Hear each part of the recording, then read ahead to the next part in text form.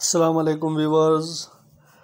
आज हम आपको विज़िट करा रहे हैं बेदिया रोड लाहौर का, जिसमें 3.5 मरले का घर है, जिसमें 2 बेड 3 वाशरूम्स हैं और कारपोर्च एरिया है, जिसमें किचन इंतहाई खूबसूरत एसेसरीज लगाई गई हैं और इंतहाई खूबसूरत घर है, जो कि आपको डाउन पेमेंट 20 लाख और 30 लाख जो है 48 मंथ इंस्टॉलमेंट इजी इंस्टॉलमेंट पे मिल जाएगा, जो कि इंतहाई अच्छी अपॉर्चुनिटी है।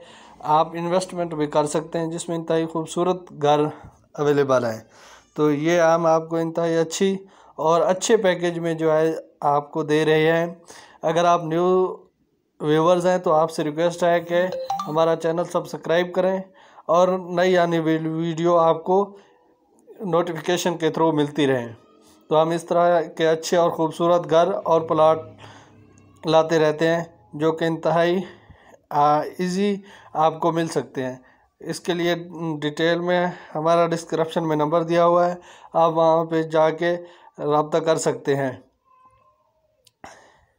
और इंतहाई अच्छी लोकेशन में दिया गया है। अगर आपको लाहौर में कहीं भी कोई घर चाहिए तो कमेंट करके हमें ज़रूर आगाह कीजिएगा। अपना ख्याल रखिएगा। थैंक यू, बहुत शुक्रिया। अल्लाह हाफ़िज़।